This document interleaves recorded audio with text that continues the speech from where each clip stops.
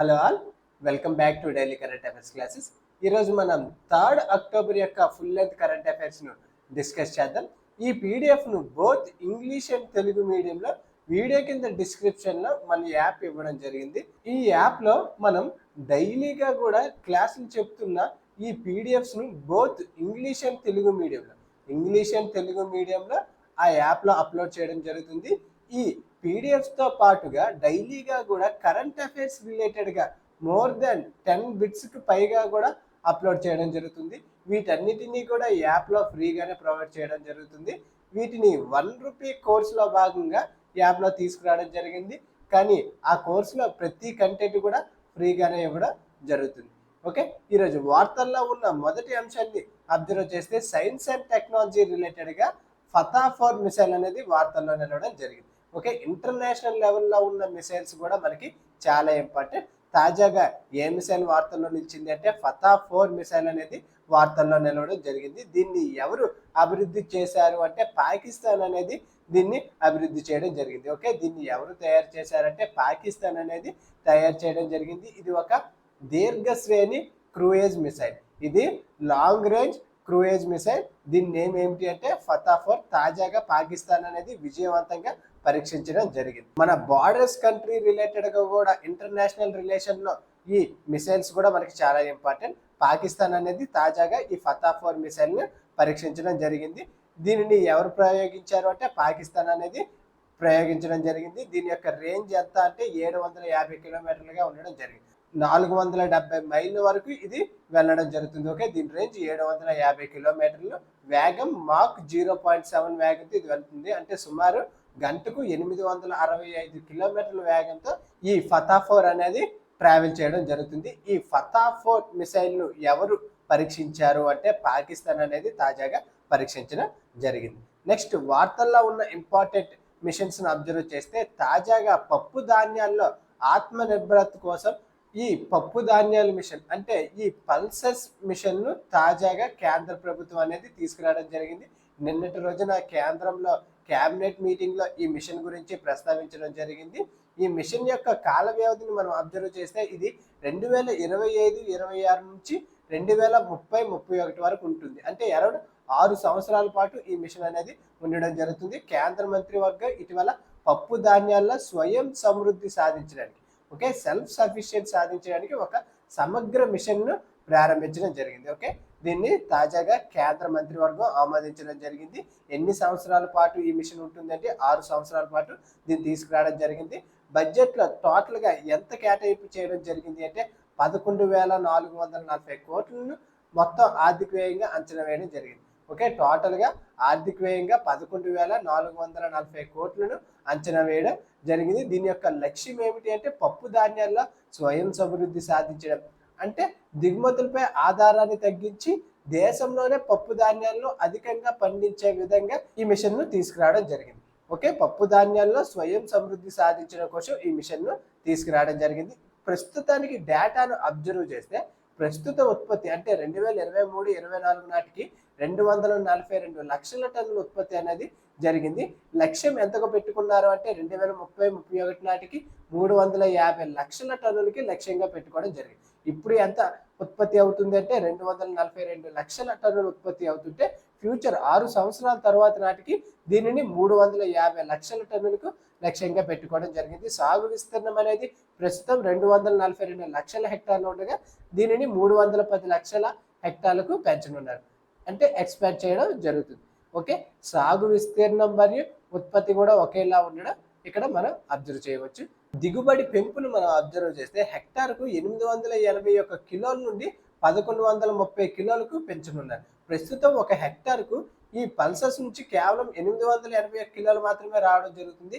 ఫ్యూచర్లో నెక్స్ట్ 6 సంవత్సరాల లోపు దీనిని 1130 కిలోలకు పెంచడం జరుగుతుంది. అంటే లక్ష్యంగా పెట్టుకోవడం జరుగుతుంది. అంటే దిగుబడిని కూడా పెంచడం జరుగుతుంది. ఎందుకు ఇక్కడ అబ్జర్వ్ చేస్తే మనకి 242 లక్షల హెక్టార్లో మనకి 242 లక్షల టన్నులు మాత్రం ఇక్కడ పండించడం జరుగుతుంది. కానీ ఫ్యూచర్లో మనకి 310 లక్షల హెక్టార్లో దీన్ని 350 లక్షల టన్నులకు తీసుకురావడం జరుగుతుంది. అంటే ఖచ్చితంగా కూడా పంట యొక్క దిగుబడి అనేది పెంచడం ఖచ్చితంగా ఇక్కడ అవసరం. అందువల్ల కూడా దీన్ని ఇక్కడ టార్గెట్ పెట్టుకోవడం జరిగింది. 881 కిలోల నుంచి 1130 కిలోలకు దిగుబడి పెంపును పెంచడం జరిగింది. ఈ మిషన్ యొక్క ముఖ్య లక్షణాలను మనం అబ్జర్వ్ చేస్తే క్లస్టర్ ఆధారితంగా వీటిని అమలు చేయడం జరుగుతుంది.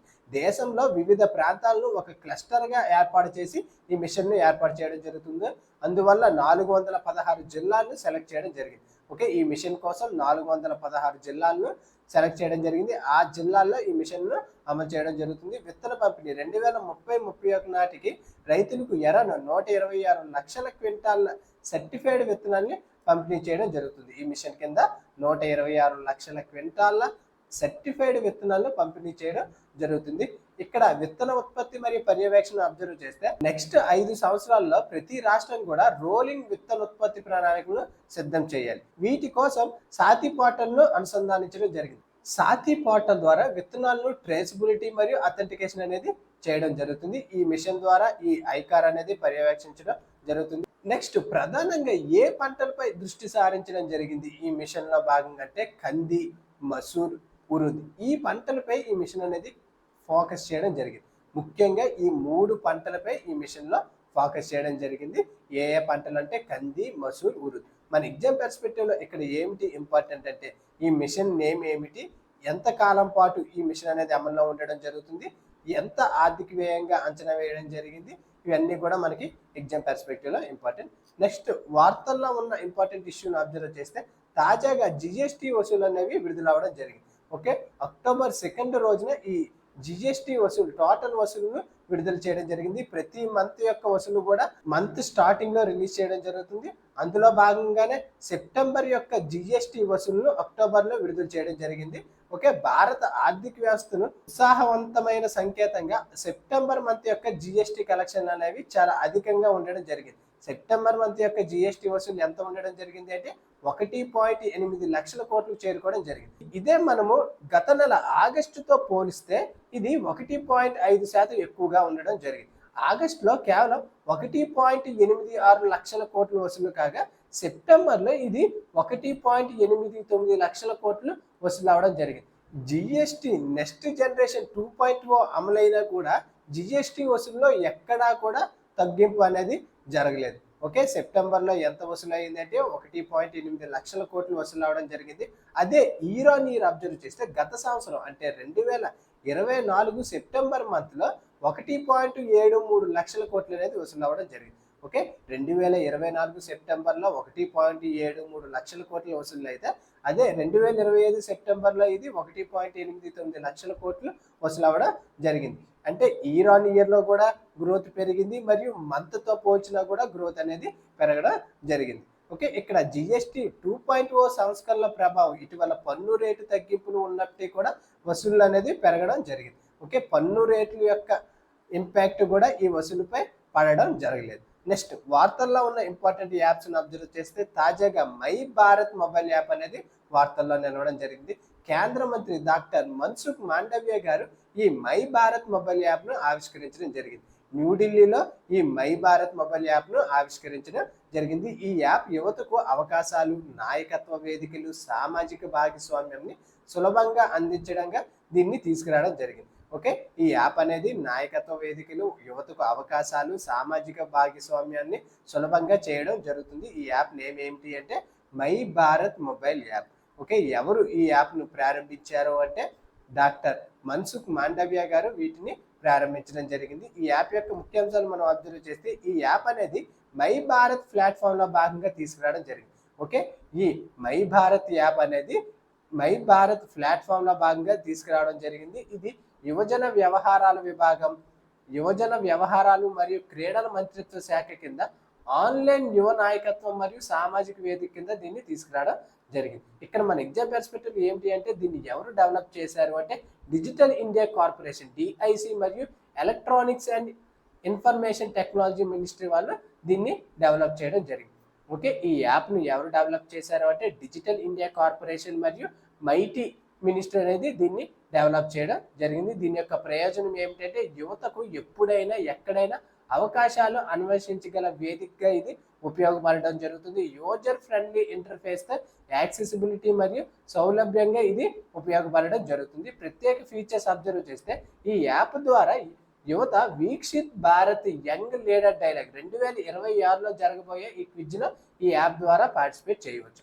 ఓకే, భారత యువత అంతా కూడా ఈ క్విజ్లో అంటే 2026లో జరగబోయే ఈ క్విజ్లో ఈ యాప్ ద్వారా పాల్గొనవచ్చు. ఈ యాప్ను ఎవరు డెవలప్ చేశారు అంటే డిజిటల్ ఇండియా కార్పొరేషన్ మరియు ministry of electronics and information technology వారు దీన్ని డెవలప్ చేయడం జరిగింది. దీనిని ఎవరు ప్రారంభించారు అంటే కేంద్ర మంత్రి డాక్టర్ మన్సుఖ్ మాండవ్య గారు న్యూఢిల్లీలో దీన్ని ప్రారంభించడం జరిగింది. ఈ యాప్ నేమ్ ఏమిటంటే my Bharat mobile app. Okay, ఈ app name my Bharat mobile app. Next వార్తల్లో ఉన్న ఇంపార్టెంట్ సమ్మిట్స్ని అబ్జర్వ్ చేస్తే తాజాగా 11వ ప్రపంచ గ్రీన్ ఎకానమీ సమ్మిట్ అనేది దుబాయ్లో ప్రారంభం అవ్వడం జరిగింది. ఓకే, అక్టోబర్ 2వ తేదీన ఈ 11వ ప్రపంచ గ్రీన్ ఎకనామిక్ సమ్మిట్ అనేది దుబాయ్లో ప్రారంభం అవ్వడం జరిగింది. సమ్మిట్ అనేది ఎక్కడ జరుగుతుంది అంటే దుబాయ్లో ఈ సమ్మిట్ అనేది జరుగుతుంది. ఎన్నవ సమ్మిట్ అంటే ఇది 11వ సమ్మిట్. ఈ సమ్మిట్ నేమ్ ఏమిటి? ప్రపంచ గ్రీన్ ఎకానమీ సమ్మిట్. దుబాయ్లో ఇది జరుగుతుంది. దీని యొక్క థీమ్, ఈ సమ్మిట్ యొక్క థీమ్ ఏమిటి అంటే innovating for impact accelerating the future of the green economy అనే థీమ్తో ఈ సమ్మిట్ను నిర్వహించడం జరుగుతుంది. ఎగ్జామ్ పర్స్పెక్టివ్లో ఈ థీమ్స్ను మనం ఖచ్చితంగా ఇంగ్లీష్లోనే గుర్తుపెట్టుకోవాలి. థీమ్ ఏమిటి?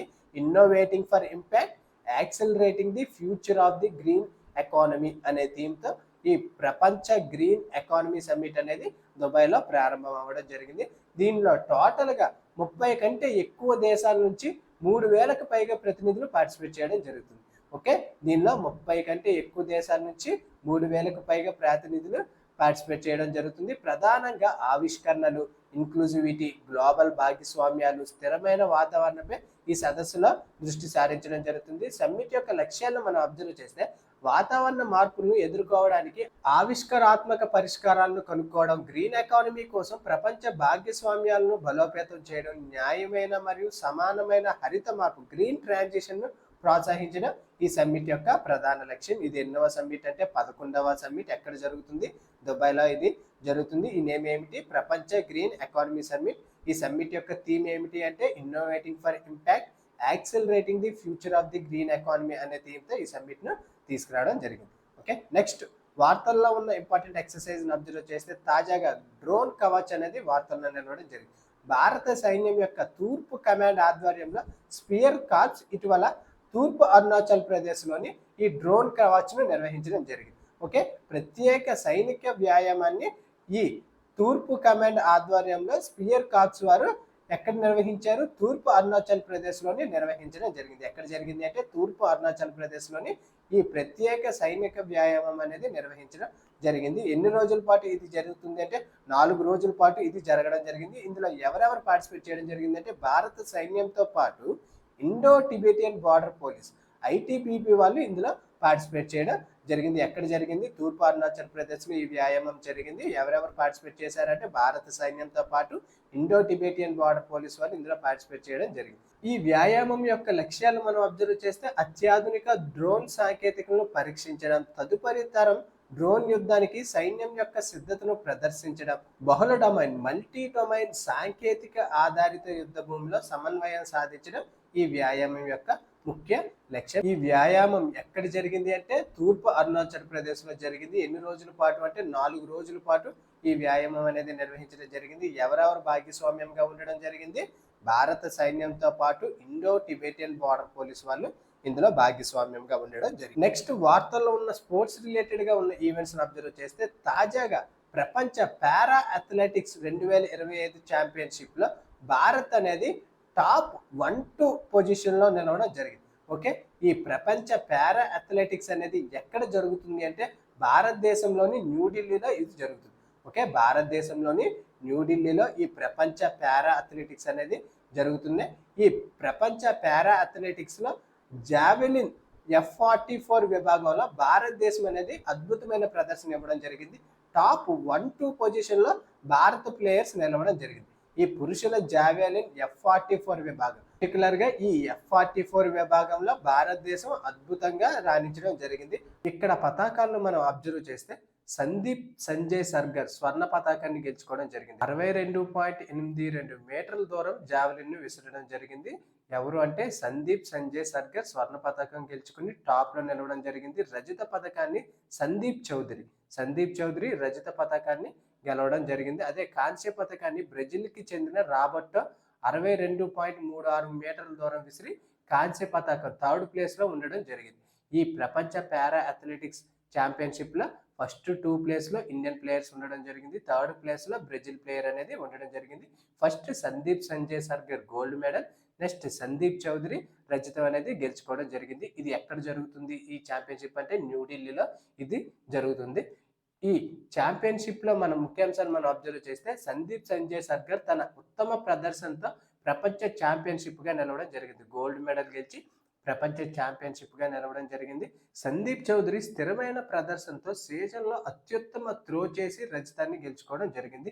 ఈ విజయంతో భారతదేశం యొక్క మొత్తం పథకాల సంఖ్య 8 చేరుకోవడం జరిగింది. ఓకే, ఈ ఛాంపియన్షిప్ లో టోటల్ గా భారతదేశం అనేది ఇప్పటి వరకు 8 పథకాలను గెలుచుకోవడం జరిగింది. నెక్స్ట్ వార్తల్లో ఉన్న ఇంపార్టెంట్ పర్సనాలిటీస్ మనం అబ్జర్వ్ చేస్తే తాజాగా జీజీ పారిక్ గారు మరణించడం జరిగింది. భారతదేశపు గాంధేయ సోషలిస్టులో చివరి వ్యక్తిగా భావించే ఈ డాక్టర్ జీజీ పారిక్ గారు మరణించడం జరిగింది. 100 సంవత్సరాల వయసులో ఇతను మరణించడం జరిగింది. తాజాగా అక్టోబర్ 2న గాంధీ జయంతి రోజున ఈ గాంధేయ సోషలిస్ట్ గారు మరణించడం జరిగింది. ఇతని పేరు ఏమిటి అంటే జీజీ పారిక్.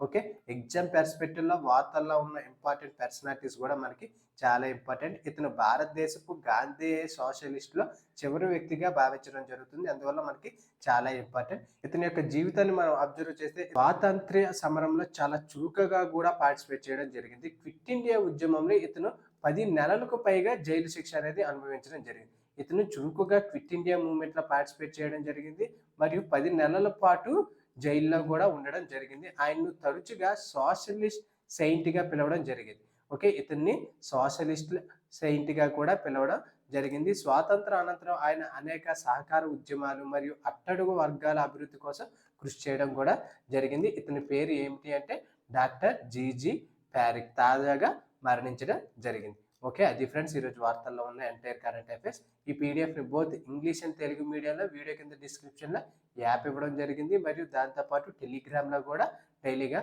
అప్లోడ్ చేయడం జరుగుతుంది. Thank you for watching.